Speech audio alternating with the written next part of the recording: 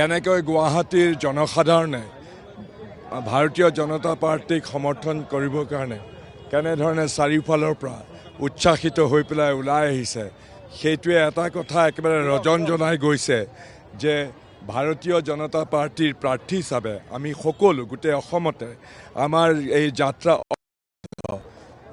গতিকে আমি অলপ পিছতে ভাৰতৰ মাননীয় গৃহমন্ত্ৰীজন আহি পাবহি আৰু এই সকলোকে সম্ভাষণ জনাবৰ কাৰণে তেখেতে ইয়াৰ পৰা যাত্ৰা কৰিব, এটা ৰোড শ্ব' হ'ব।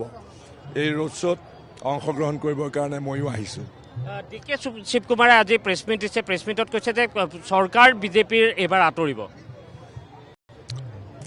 কয়েই আৰু এতিয়া মইনো কি ক'ম, তেওঁলোকে খুব উচ্চ বাচ্য কৰিব, কিন্তু এতিয়া চবেই এইটো কথা মন কৰিছে যে এইটো ক'বলৈ গ'লে মোৰো মনটো বেয়া লাগে। মানে এনেকুৱা ধৰণৰ হৈছে যে এতিয়া কংগ্ৰেছৰ হৈ কাম কৰিবৰ কাৰণে ক'তোৱেই মানুহ নাই। কংগ্ৰেছৰ প্ৰাৰ্থীসকলে একাকিত্ব বেমাৰত ভুগিছে এতিয়া, কাৰণ চাৰিওফালে সাধাৰণতে সংগঠনৰ যিটো সমৰ্থন লাগে সেইটো তেওঁলোকৰ লগত নাই। গতিকে এইটো খুব স্বাভাৱিক আৰু উপায়টো নাই, তেওঁলোকে এনেকুৱা ধৰণৰ কথা ক'বই লাগিব এতিয়া।